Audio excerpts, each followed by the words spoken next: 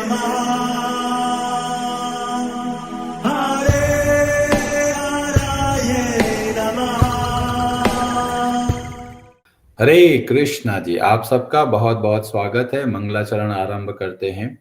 ओम नमो भगवते वासुदेवाय। ओम अज्ञानतिमिरान्धस्य ज्ञानाञ्जनशलाकया चक्षुरुन्मीलितं येन तस्मै श्रीगुरवे नमः।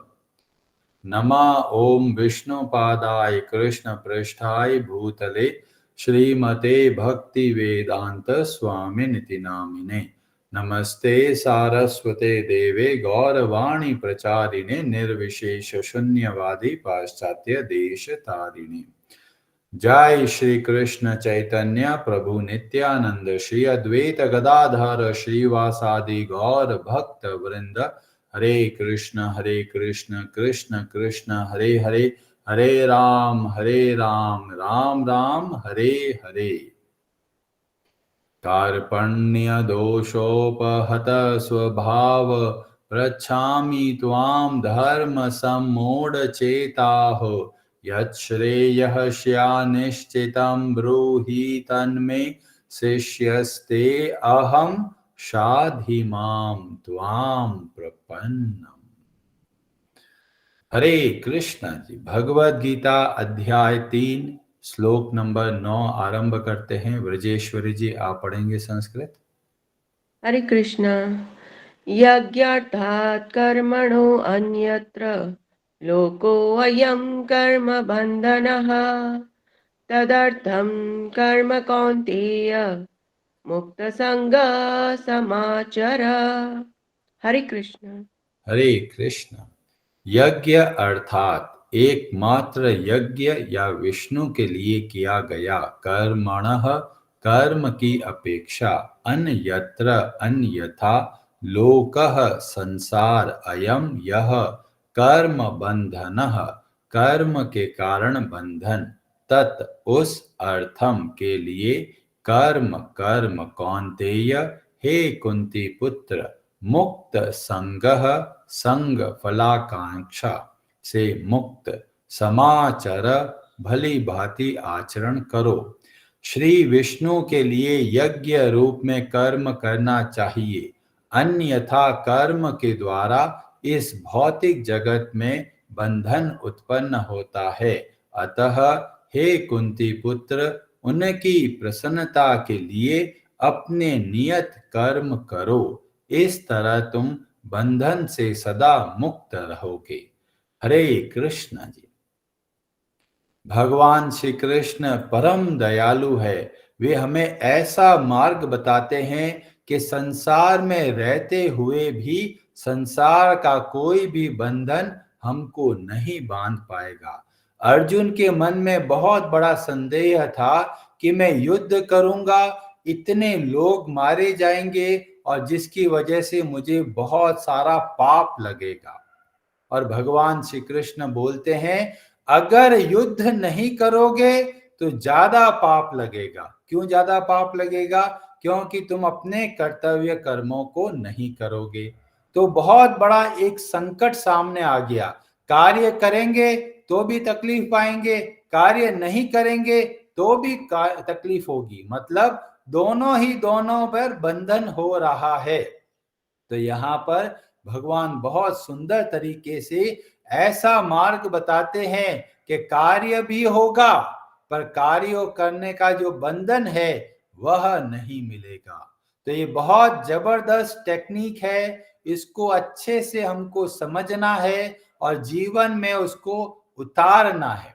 तो यहाँ पर बोला गया यज्ञ अर्थात कर्मणो। यज्ञ का मतलब होता है भगवान विष्णु। तो जब भगवान विष्णु के अर्थ के लिए मतलब उनकी प्रसन्नता के लिए जब हम कार्य करते हैं तो क्या होगा? इस कर्मों का बंधन हमको नहीं लगेगा। इसके अलावा कोई भी कार्य करेंगे तो उस कार्य करेंगे तो उसका परिणाम का बंधन हमको मिलेगा। और ये बहुत बहुत जरूरी है हमको अच्छे से समझना कि भगवान श्री कृष्ण की प्रसन्नता के लिए किस तरीके से कार्य किया जाता है। और ये श्लोक बहुत ही स्पेशल इसलिए है कि इस एक श्लोक में भगवान दो बहुत ही बड़ी बात बताते हैं। पहला बात जो बताते हैं वो जो सिद्धांत है उसके बारे में बताया गया, और दूसरे जो लाइन है उसमें बताया गया करना क्या है, मतलब उपदेश भी बताया और साथ में सिद्धांत भी बताया। और इसीलिए ये श्लोक बहुत अद्भुत है। इस श्लोक को हमको याद रखना है। अच्छे से जब इसको याद कर लेंगे तो जीवन के हर समय में जो भी कार्य करते हैं इस श्लोक के हिसाब से हमको करना है। तो जो भी कार्य करते हैं, कई लोग होते हैं गवर्नमेंट ऑफिस में काम करते हैं, सोचते हैं मैं तो अपना ड्यूटी बहुत अच्छे से करता हूं, पर अगर भगवान का स्मरण नहीं होता तो वो केवल कर्म कांड बनेगा, और जिसकी वजह से क्या होगा, वो स्वर्ग में जाकर सुख भोगेंगे, और स्वर्ग के अंदर सुख भोगने के बाद में जब पुण्य खत्म हो जाएगा तो वापस इस संसार में आना पड़ेगा। तो कई लोगों को पता नहीं चलता कि हमारा दायित्व कर्तव्य कर्मों को करना कैसे है। तो यहाँ पर भगवान ने बोला यज्ञार्थात, मतलब अर्थ किसका है, भगवान के लिए। जो भी हम कार्य करते हैं उसमें स्वार्थ होता है, किसी ना किसी का ये भाव रहता है मेरे को क्या मिलेगा। बहुत लोग मेहनत करते हैं, ऑफिस में देखते बहुत मेहनत करते, क्यों, या तो पैसा चाहिए या सम्मान चाहिए या प्रमोशन चाहिए या तारीफ चाहिए। तो किसी न किसी कारण से लोग कार्य करते हैं, पर यहां पर बोला गया जो कोई कार्य है और भगवान श्री हरि के निमित्त मात्र मानकर किया जाता है, तो ऐसा कार्य जब हम करते हैं तो उसका कर्मों का बंधन हमको नहीं लगेगा। और इसीलिए हर कार्य को भगवान की सेवा समझकर उनकी प्रसन्नता के लिए हमको सारा दायित्व अच्छे से निभाना है। जब इस तरीके से करेंगे तो बड़े आराम से संसार में रहते हुए जीवन मुक्त रह पाएंगे। तो ये बताया सिद्धांत। फिर बोला गया करना क्या है, तो बोला गया तद अर्थम कर्म कौन्तेय, क्या करना है, उनकी प्रसन्नता के लिए कार्य करो।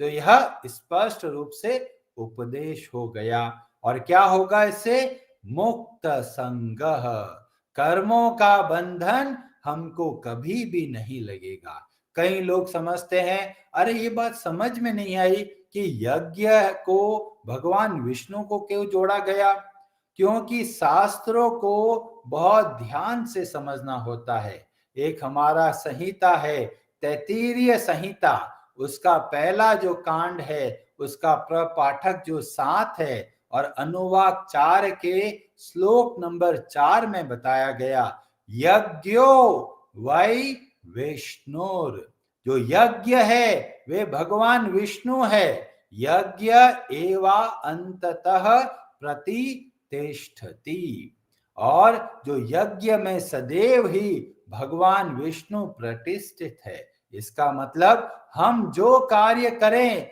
एक पूजा की तरह करें, बहुत अच्छे तरीके से करें, बहुत सावधानी से करें। कई लोग सोचते हैं अरे हम तो भगवान की भक्ति करते हैं, कैसा भी कार्य कर लो भगवान उसको पूरा कर देंगे ना। नहीं, हमारा जो दायित्व है वो हमको अच्छे से करना है, हमारी जो क्षमताएं हैं उसको पूरा का पूरा प्रयोग में लेके आना है। तो जो भी कार्य करना है बहुत ही उत्तम तरीके से करना है, यह सोचकर भगवान श्री हरि की प्रसन्नता के लिए कर रहा हूं। इसीलिए घर का कामकाज है, ऑफिस का कामकाज है, जो व्यापार करते हैं, सब के अंदर भाव होना चाहिए मैं भगवान श्री कृष्ण की प्रसन्नता के लिए कार्य कर रहा हूं, इसीलिए सर्वश्रेष्ठ तरीके से मेरे को कार्य करना है। जब इस तरीके से कार्य करेंगे तो हमारा छोटा सा छोटा कार्य भी बहुत विलक्षण, बहुत अद्भुत हो जाएगा। और इसीलिए भगवान हमको प्रेरणा देते हैं कि किस तरीके से हमको कार्य करना है। भागवतम के 11वें स्कंद के अध्याय 19 श्लोक नंबर 39 में भी भगवान श्री कृष्ण उद्धव को बोलते हैं और वहां वर्णन मिलता है, यज्ञो अहम भगवतम। जो यज्ञ है वो भगवान श्री कृष्ण है। तो जब यहाँ पे बोला गया यज्ञार्थात, मतलब भगवान श्री हरि की प्रसन्नता के लिए कार्य करना है। बहुत सिंपल तरीका है। अभी स्वार्थ में आके कार्य करते हैं, उसको भगवान के लिए कार्य करना है। बस इतना बदल देंगे तो हमारा जीवन बदल जाएगा। तो कई लोग सोचते हैं अध्यात्म का मतलब है घर बार छोड़ के अलग रहना। नहीं, अध्यात्म का मतलब है हमारी मेंटेलिटी को बदलना है, हमारे माइंडसेट को बदलना है। कैसे हम वस्तुओं को देखते हैं, कैसे हम कार्य को देखते हैं, कैसे हम संसार को देखते हैं, जो देखने का नजरिया है उसमें बदलाव की आवश्यकता है। सब कुछ वैसा का वैसा चलेगा। जैसे बहुत सरल है, खाना हर कोई बनाता है। एक तो अपने जीभ के मजे के लिए बनाते हैं। जब जीभ का मजा होता है उसमें स्वास्थ्य को नहीं देखते, जो जीभ को अच्छा लगता है खा लेते हैं। पर जब हम भगवान की प्रसन्नता के लिए खाना बनाएंगे तो उसमें स्वतः ही इस बात का ध्यान रखा जाएगा कि उसमें स्वास्थ्य का होना बहुत जरूरी है। स्वाद है अच्छी बात है, स्वाद नहीं है कोई समस्या नहीं। प्राथमिकता किसको देंगे? स्वास्थ्य को देंगे। तो इस तरीके से कार्य करेंगे तो कभी गुलाब जामुन खाया तो भी खुश रहेंगे, कभी करेला खाना पड़ा तो भी खुश रहेंगे। क्यों? करेले का अपना महत्व है हमारे स्वास्थ्य के लिए। और इसीलिए स्वास्थ्य को ध्यान रखकर भगवान को भोग लगाकर जब हम वो भोजन ग्रहण करते हैं तो ये बन गया यज्ञार्थ। सिंपल है, जैसे कोई नहाता है नॉर्मल तरीके से नहाते हैं, पर जब इसको दिव्य कैसे बनाते हैं? भगवान का स्मरण करते हुए, यह सोचकर यह शरीर भगवान की संपत्ति है, इस शरीर को स्वस्थ और अच्छा रखना हमारी जिम्मेदारी है, इस भाव से स्नान किया तो यह हमारा यज्ञार्थ बन गया। घर का कामकाज करते हैं, एक सोचते हैं मेरा घर है और वैसे कार्य करते हैं तो संसार में फंस जाते हैं। क्या करना है? ये शरीर भगवान का है, ये घर भी भगवान का है, तो भगवान का घर होने की वजह से घर को अच्छा रखना है, साफ सुथरा रखना है, सब चीजों को सही जगह पे रखना है। तो ये हो गया यज्ञार्थ। हर एक कार्य को हम भगवान से जोड़ कर कर सकते हैं।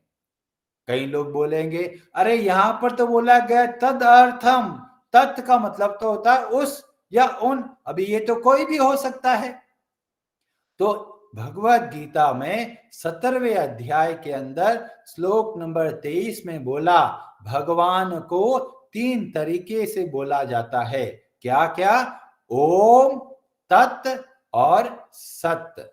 ये तीनों के तीनों शब्द भगवान के लिए प्रयोग में लिया जाता है। इसीलिए जब यहां पर बोला गया तद अर्थम, तदर्थम या तत् अर्थम, उनके लिए मतलब उनकी प्रसन्नता के लिए हम जब कार्य करते हैं तो वास्तव में यह भगवत गीता के बताए हुए मार्ग के अनुसार चलने वाली बात है।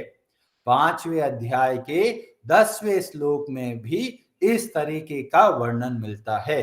वहां पर बताया गया ब्रह्मण्य आधाय कर्माणि, कैसे कार्य करना है? भगवान श्री हरि को समर्पित करके। तो यहां पर बोला गया ब्रह्मण्य आधाय कर्माणि संगम त्यक्तवा करोति यह।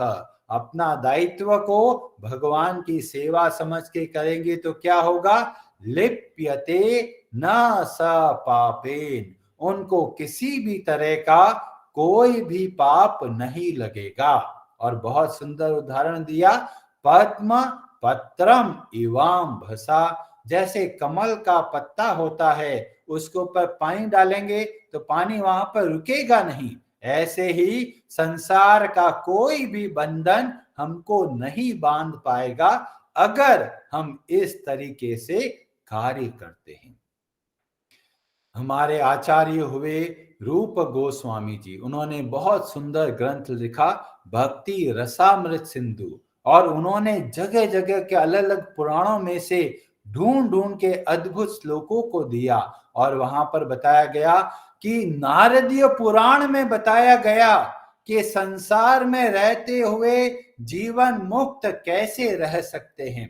तो बोला गया इहार यस्य हरेर दास्य कर्मणा मनसा गिरा, हम अपनी वाणी के द्वारा और जो मन के द्वारा सारे कार्य को कैसे करते हैं, हरेर दास्य मतलब भगवान हरि के दास समझकर कि मैं भगवान का दास हूं, ये भाव को रख कर जब कोई कार्य करता है तो क्या होता है, निखिलास्व अप्य अवस्थासु जीवन मुक्तः स उच्यते, वह वास्तव में जीवन मुक्त कहलाता है। अब कई लोग बोलेंगे अरे जीवन मुक्त बन के करना क्या है, तो बोलते हैं अगर कोई व्यक्ति को बांध दिया जाए तो वह क्या खुश रहेगा? नहीं, क्योंकि बेचारा बंधा हुआ है। जैसे गाय को बकरी को बांध देते हैं तो बेचारा वो वहीं पर भटकता रहता है, ऐसे ही जब हमको कर्मों का बंधन होता है तब हम इस संसार में दुख पाते हैं। और बताया गया जब जीवन मुक्त होते हैं तब वास्तव में हम प्रसन्न रहते हैं। तो पूरी भगवत गीता हमको बताती है कि हम किस तरीके से सदैव प्रसन्न रह सके। हरे कृष्णा जी, आप सबका बहुत बहुत धन्यवाद। हरे हरे नमः।